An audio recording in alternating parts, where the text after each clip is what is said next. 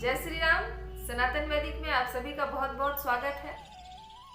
सकारात्मक कहानियों की श्रेणी में आज मैं आप सभी के लिए एक बहुत ही रोचक कहानी आप सभी के बीच लाई हूँ। बात महाभारत काल की है। महाभारत का युद्ध, जैसा कि आप सभी को पता ही है, धर्म और अधर्म के बीच हो रहा था। धर्म की राह पर पांडव थे, अधर्म की राह पर कौरव छल कपट से लिप्त थे।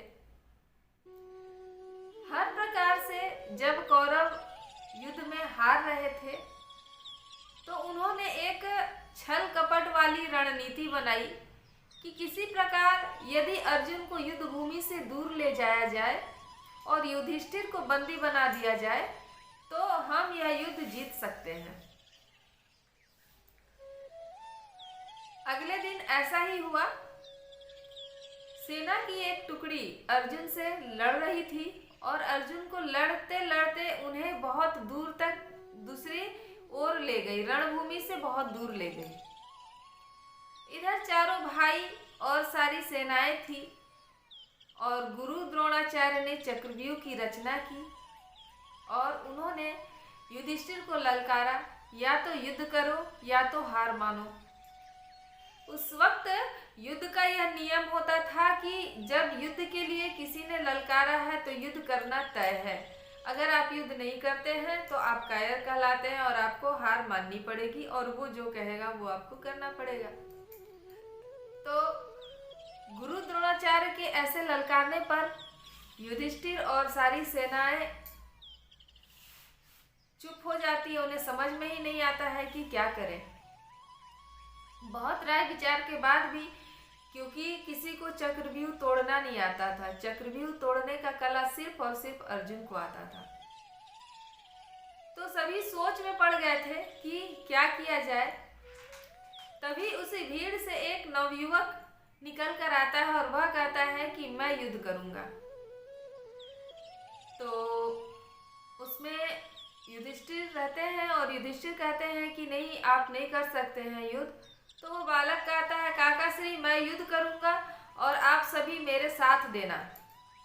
तो युधिष्ठिर कहते हैं कि ये चक्रव्यूह है और इसे तोड़ने की कला सिर्फ आपके पिताश्री को आती है। तो अभिमन्यु ने कहा कि नहीं, यह चक्रव्यूह तोड़ने का कला मुझे भी आती है, क्योंकि पिताश्री जब मैं गर्भ में था तब मेरी माता जी को चक्रव्यूह तोड़ने की कला सिखा रहे थे और उसी वक्त मैंने चक्रव्यूह तोड़ने की कला सीखी थी। सारे लोगों के साथ में मिलकर यह फैसला होता है कि ठीक है, युद्ध में अभिमन्यु आगे जाएंगे और हम सभी पीछे उनकी सहायता करेंगे। अभिमन्यु आगे जाते हैं और चक्रव्यूह के द्वार पर सबसे पहले उनका सामना होता है दुर्योधन के पुत्र लक्ष्मण से, जो कि बहुत ही वीर था। तो दुर्योधन के पुत्र लक्ष्मण को मारकर अभिमन्यु चक्रव्यूह में प्रवेश करते हैं और जैसे ही वो प्रवेश करते हैं चक्रव्यूह में, तभी जयद्रथ चक्रव्यूह के द्वार को बंद कर देता है। अभिमन्यु चक्रव्यूह के अंदर चलते जाते हैं, सभी महारथियों से लड़ते जाते हैं, कई सारे महारथियों को वो मात देते हैं। यहाँ तक कि दुर्योधन, द्रोणाचार्य, कर्ण, ये सभी बड़े बड़े महारथी अभिमन्यु के आगे एकदम कुछ तुच्छ प्राणी की तरह लग रहे थे। अभिमन्यु सभी को बराबरी का टक्कर दे रहे थे। अभिमन्यु लड़ते लड़ते बीच में चले जाते हैं चक्रव्यूह के, और इधर ये चारों भाई और इनकी सेनाएं चक्रव्यूह में घुस नहीं पाती, ये बाहर ही रह जाती हैं। अभिमन्यु अकेले पड़ जाते हैं और उनसे उनका रथ तोड़ दिया जाता है और उनकी तीर तोड़ दिए जाते हैं। इस प्रकार से अभिमन्यु रथ के पहिया को ही उठा लेते हैं और उससे लड़ते हैं। बहुत वीरता से अभिमन्यु लड़ते हैं, लेकिन एक अकेला योद्धा कितनी देर तक लड़ेगा। अंततः अभिमन्यु वीर गति को प्राप्त करते हैं।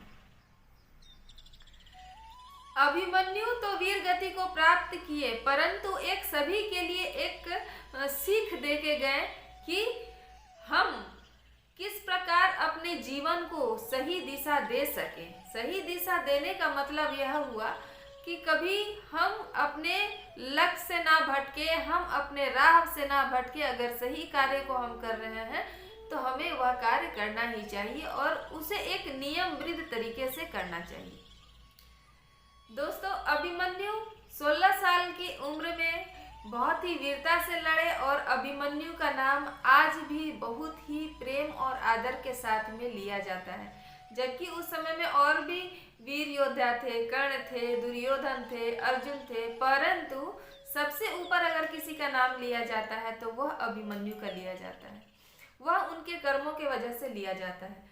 तो दोस्तों, कर्म ऐसा करें कि दुनिया याद रखे, पैसे तो आनी जानी है, वो आएगी और जाएगी। हम जितना मेहनत करेंगे, हमारे तकदीर में, किस्मत में जितना होगा वह हमें मिल ही जाएगा। तो इतने के साथ में विदा लेना चाहूँगी और मेरे साथ कहिए सनातन वैदिक की जय, भारत माता की जय, वंदे मातरम। और मेरी कहानी आप सभी को अच्छी लगती है तो कृपया लाइक करें, शेयर करें, सब्सक्राइब करें और बेल के आइकन को जरूर प्रेस कर लें ताकि आने वाली वीडियो का नोटिफिकेशन आप सभी को मिलता रहे।